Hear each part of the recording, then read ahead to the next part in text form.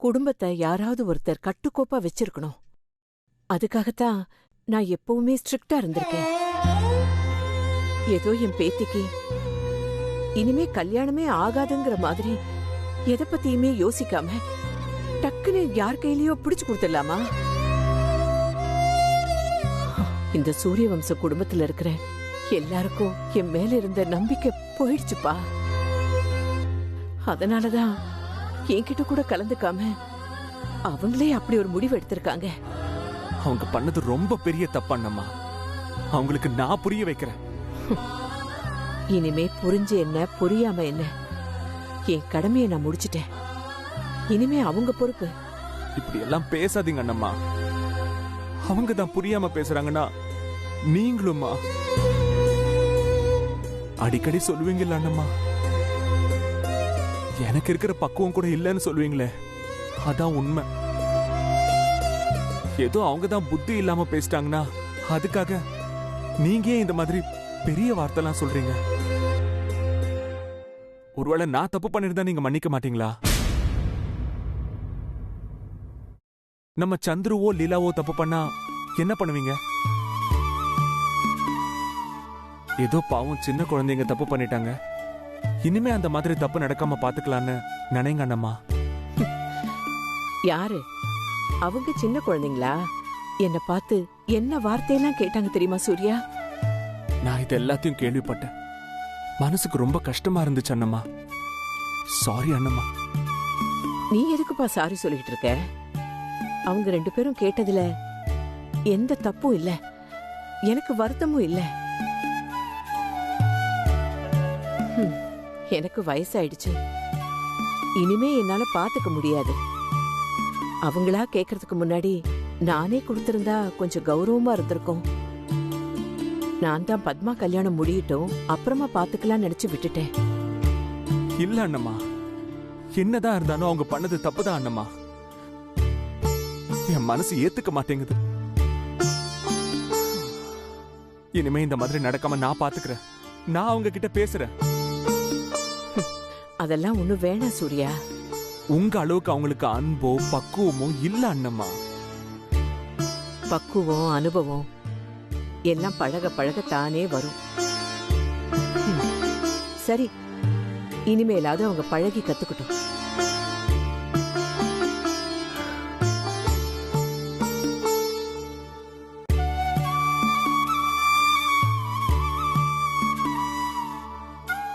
நாம நினைச்ச காரியத்தை வெற்றிகரமா முடிக்கணும்னா சில விஷயம் பண்ணணும்னு உங்க தாத்தா அடிக்கடி சொல்லுவாரு. எந்த ஒரு வேலையும் செய்யறதுக்கு முன்னாடி நல்லா யோசிச்சு தீர்க்கமான முடிவெடுக்கணும். அதை செஞ்சு முடிச்சே ஆகணுங்கிற மன வலிமை வேணும். அதுல ஜெயிக்கிற வரைக்கும் நாம பொறுமையா காத்திருக்கணும். அதை விட முக்கியமான விஷயம், ஜெயிச்சதுக்கு அப்புறம் நிதானமா இருக்கணும். இதெல்லாம் பண்ணா கண்டிப்பா நாம நினைச்சதுக்கு மேல உச்சத்தை தொடலான்னு உங்க தாத்தா சொல்லுவாரு. இதெல்லாம் நான் ஏன் உன்கிட்ட சொல்றேன்னா, இந்த குடும்பத்து மேல அன்பும் அக்கறையும் பொறுப்பும் உனக்கு இருக்கு. உனக்கு ஒரு விஷயம் தெரியுமா? காட்டுல இருக்கிற சிங்கம் அது நல்லா பலமா இருக்கிறப்பவே அந்த கூட்டத்துக்கு அடுத்த தலைவனை தேர்ந்தெடுத்து வழி நடத்த சொல்லிடுமா. இல்லனா அது இறந்ததுக்கு அப்புறம் மொத்த கூட்டத்தையும் எதிரிங்க சூறையாடிடுவாங்கன்னு அந்த சிங்கத்துக்கு தெரியும். அதனால இனிமே அவங்க தான் எல்லாமே எடுத்து நடத்தணும். அவங்களுக்கு அப்புறம் நீ இது வாழையடி வாழையா தொடரணும். அதுக்கு இதுதான் சரியான நேரம்.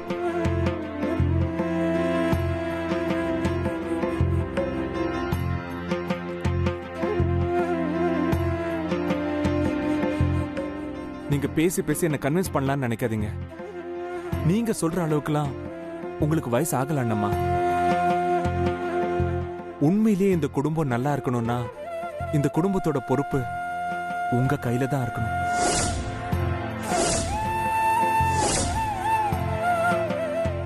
நீங்க தான் இந்த குடும்பத்தை வழி நடத்தணும்.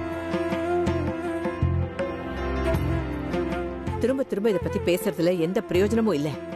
இனிமே இந்த விஷயத்தை பத்தி பேசாத. இது என் மேல சத்தியம்.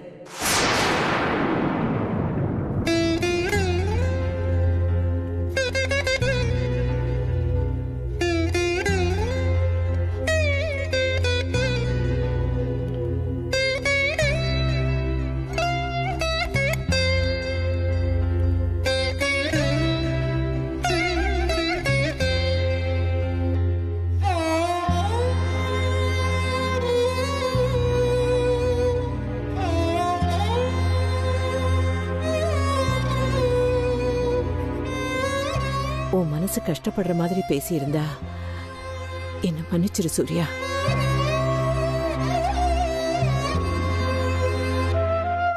அம்மாவும் சித்தையும் அண்ணம்மா கூட சண்டை போட்டுட்டாங்க.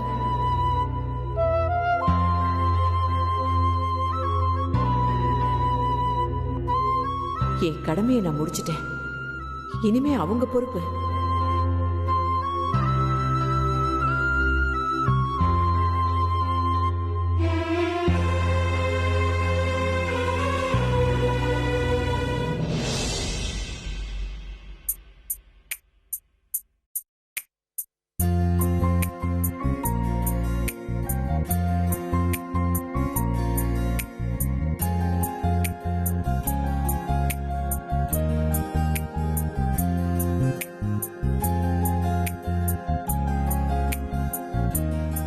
பிளாக் காஃபி இந்தாங்க, சாப்பிடுங்க.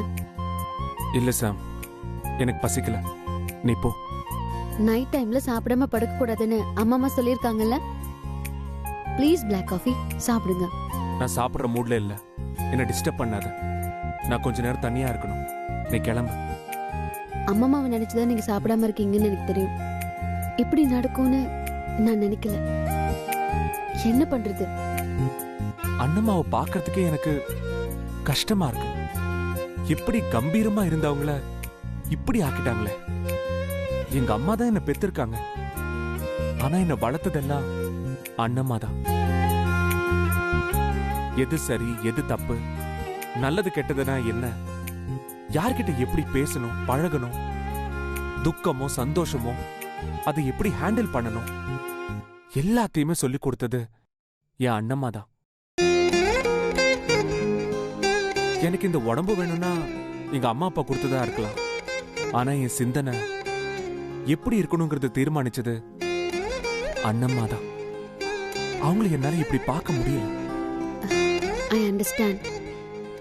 நீங்க அம்மாவை எவ்வளோ மதிக்கிறீங்க, அவங்க மேல எவ்வளோ பாசம் வச்சிருக்கீங்க, அவங்களும் உங்க மேல அன்பு வச்சிருக்காங்க. இது எல்லாமே எனக்கு தெரியும். அவங்க மேல இவ்வளோ அன்பு வச்சிருக்கிற நீங்க சாப்பிடாம இருந்தா அவங்க மனசு எவ்வளவு வேதனைப்படும்னு யோசிச்சீங்களா? அவங்க அங்க பட்னியா இருக்கும்போது நான் மட்டும் எப்படி சாப்பிட முடியும்? You're right. அம்மா நம்மளை சுத்தி இருக்கிறவங்கள பத்தி எப்பவுமே யோசிக்கிறவங்க, நம்ம மனசை தெரிஞ்சுக்கிட்டு நமக்கு எந்த குறையும் இல்லாம பாத்துக்கிறவங்க. அதனாலதான் அவங்க மனசு கஷ்டப்படுற மாதிரி நடந்துக்க கூடாதுன்னு சொல்றேன். இத புரிஞ்சுக்காம தான் அம்மாவும் பெரியம்மாவும் அண்ணம்மா கூட சண்டை போட்டுக்கிட்டே இருக்காங்க. அது இப்ப நினைச்சா கூட கோவம் கண்ட்ரோல் ஆக மாட்டேங்குது. லைஃப்ல சில விஷயங்கள் இப்படிதான் நடக்கும். இந்த சிச்சுவேஷன் அம்மம்மாவை பத்தி அத்தைங்க புரிஞ்சுக்கிறதுக்கு ஒரு சான்ஸ்னு நினைச்சுக்கோங்க. இதெல்லாம் ஒரு பாசிங் கிளவுட்ஸ் மாதிரி. கண்டிப்பா இதெல்லாம் ஒரு நாள் மாறும். சரி சாப்பிடுங்க. எனக்கு தான் பசிக்கலன்னு சொல்றேன்ல. ஆனா எனக்கு பசிக்குது, நானும் இன்னும் சாப்பிடல. பாருங்க, என் ஸ்டமக்ல டிஃபரெண்டா சவுண்ட் எஃபெக்ட்ஸ் எல்லாம் கேக்குது. சரி, நீ போய் சாப்பிடு. நான் உங்களுக்கு ஊட்டி விடுறேன்.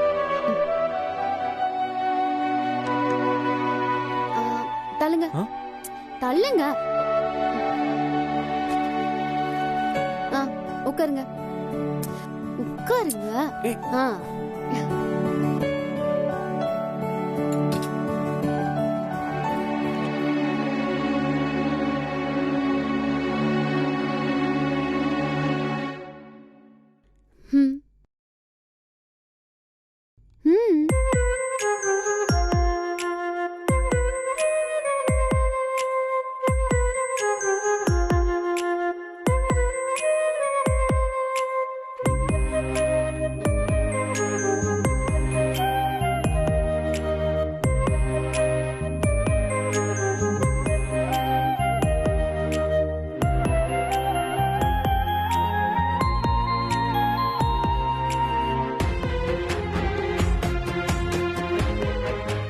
ஹலோ சார், ஆ?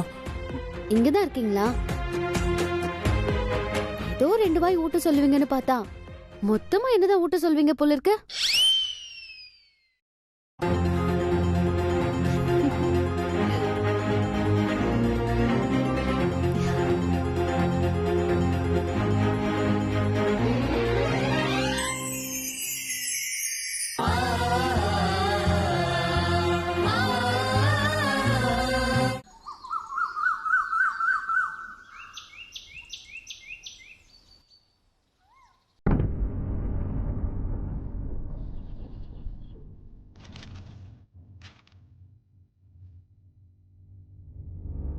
தம்பி தம்பி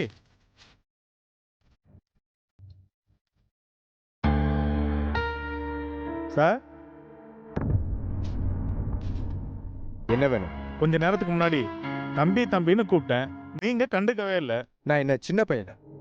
இல்ல உங்களுக்கு தம்பியா? சார், சொல்லுங்க, என்ன விஷயம்? ராஜேஸ்வரி அம்மா இருக்காங்கல்ல, அவங்க வர சொல்லியிருந்தாங்க. ம், நானே உங்களுக்கு ஃபோன் பண்ணி வர வைக்கணும்னு நினைச்சேன், நீங்களே வந்துட்டீங்க. மண்டபத்தை பிளாக் பண்ணி புக் பண்ண சொன்னனே, பண்ணிட்டீங்களா? அம்மா, நீங்க சொன்ன 3 தேதியும் ரொம்ப முகூர்த்த டைமா இருக்கு. அப்ப மண்டபம் கிடைக்கிறது ரொம்ப கஷ்டமா. அதுவும் நீங்க கேட்கிற வசதியோட கிடைக்கிறது கொஞ்சம் சந்தேகம்தான். நீங்க வெறும் அட்வான்ஸ் பணம் மட்டும் கொடுக்காம ஃபுல் அமௌண்ட் 5 லட்சம் ரூபாயும் கொடுத்தீங்கன்னா கண்டிப்பா மண்டபத்தை நான் உங்களுக்கு புக் பண்ணி கொடுத்துறேன். என்னங்க இப்ப வந்து இப்படி சொல்றீங்க? ஃபுல் அமௌண்ட் கட்ட சொல்றீங்க? இது பாருங்க மேடம், பணத்தை நீங்க என்கிட்ட கொடுத்தாலும் சரி, இல்ல மண்டபத்துக்கு வந்து நேரா கொடுத்தாலும் சரி, அதுல எனக்கு ஒன்றும் பிரச்சனை இல்ல. 5 லட்சமா? திடீர்னு ரொக்கமா அவ்வளவு பணம் கேட்டா நான் எங்கங்க போவேன்? ராஜி, ஏன் கத்துற? நான் மட்டும் எங்க போவேன்? அவ்வளவு பணம் இருந்திருந்தா இந்நேரம் குங்குமச்சிமில் கடனை அடைச்சிருக்க மாட்டேன். அக்கா, பேசாம வட்டிக்கு வாங்கி கட்டிடுங்க. ஆமா, வாங்கின கடனே அடைக்க முடியாம நான் இங்க தவிச்சிட்டு இருக்கேன். இதுல அது வேற. என்னங்க, பேசாம அத்தை கிட்ட கேளுங்க. அப்படியே எனக்கு வர கோவத்துக்கு அவங்க கிட்ட கொஞ்ச நஞ்ச பேச்சா பேசிருக்க. எந்த மூஞ்ச வச்சு அவங்க கிட்ட போய் காசு கேக்குறது?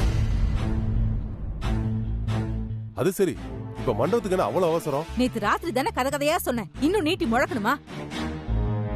ஆமா, தெரியாம தான் கேக்குறேன், உங்களுக்கு கொஞ்சமாவது அப்பாங்கிற பொறுப்பு இருக்கா? ஏன் எனக்கு என்ன பொறுப்பு இல்ல?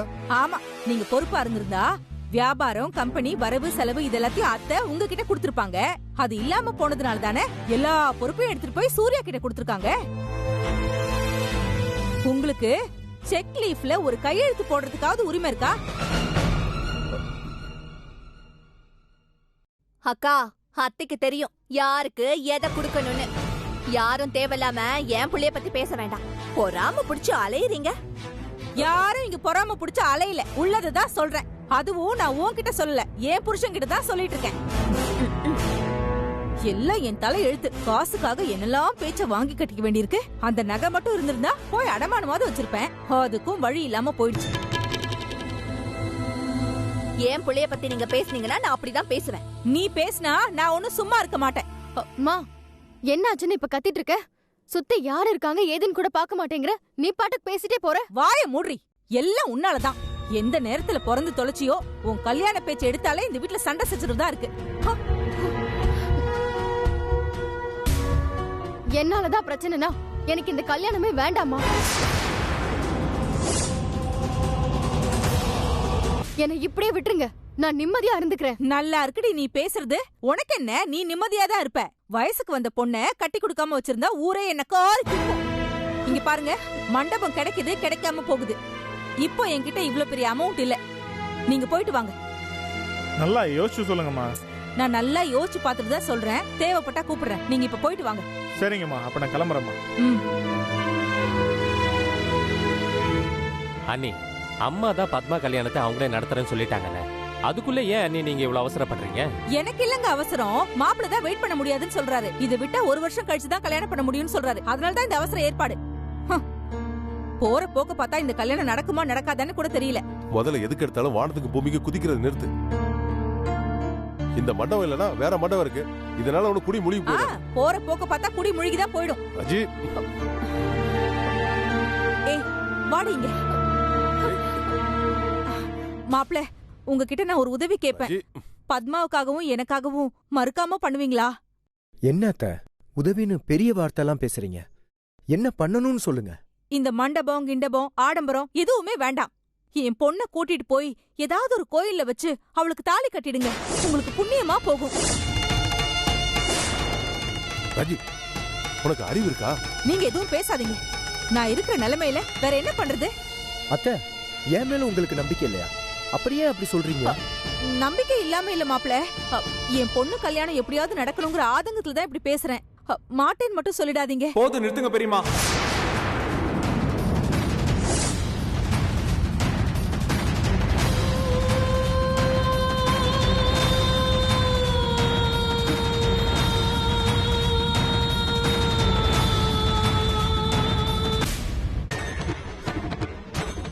என்ன சொன்னீங்க?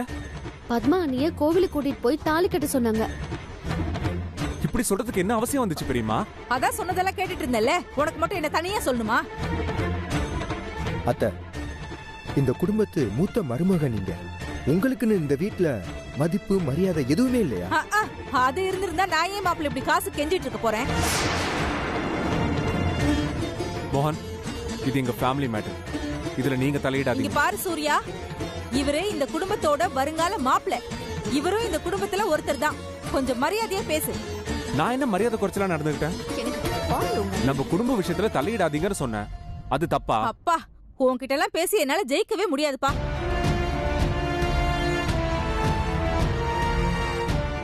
பிரச்சனையில தலையிடாதப்பவே என்ன தடுத்து நிறுத்துறியா? இப்ப பாரு. அத்தை, என்னால உங்களுக்குள்ள சண்டை வேணாம். பணம் தானே பிரச்சனை. அதுவும் 5 லட்சம் ரூபா, அவ்வளவுதானே. இன்னும் அரை மணி நேரத்துல நான் ரெடி பண்ணி தரேன்.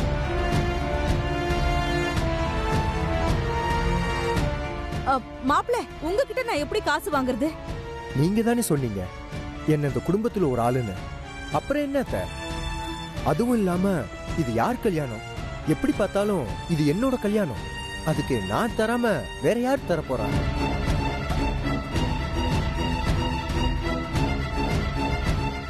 நீங்க என்னதான் சொன்னாலும் உங்ககிட்ட நாங்க காசு வாங்குறது அவ்வளவு நல்லா இருக்காது மாப்பிள்ள. அப்படி வாங்குனா இந்த குடும்ப கௌரவம் என்ன வருது? ஆமா, பொல்லாத கௌரவம். கொடுத்த உதவறதுக்கு ஆள் கிடையாது. கௌரவத்தை பத்தி பேச வந்துட்டா. யாரு கொடுக்க மாட்டேன்னு சொன்னாங்க? இது நம்ம குடும்பத்தோட முதல் கல்யாணம். அண்ணம்மா சொன்ன மாதிரி கேட்டிருந்தா இது இவ்வளவு தூரம் வந்திருக்காது. இந்த கல்யாணத்தை எவ்வளவோ சூப்பரா பண்ணிருக்கலாம். சரி விடுங்க, என் அக்கா கல்யாணத்துக்கு நான் தரேன்.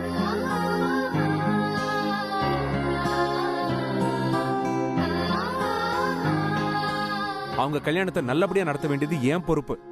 ஓகேவா? என்னங்க இப்படி பேசிட்டு போறோம்? நான் தான் அப்பவே சொன்னல, சூர்யாட்ட கேட்கலான்னு. நீதான் வீம்பு பிடிச்சு தெரிஞ்ச. எதுக்கு? கை நீட்டி பணம் வாங்கிட்டு அப்புறம் கூழ கும்பிடு போடுறதுக்கா? மாப்பிள்ள கிட்ட கேப்ப, மகன் கிட்ட கேட்ட தப்பா? ஆமா, உங்களுக்கு எல்லாம் நான் ஒருத்தி கிடைச்சேன். எல்லாத்துக்கும் என்னையே சொல்லுங்க.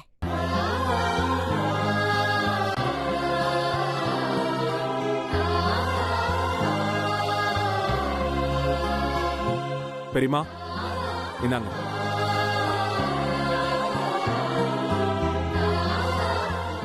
வாங்கிக்கோங்க பெரியமா.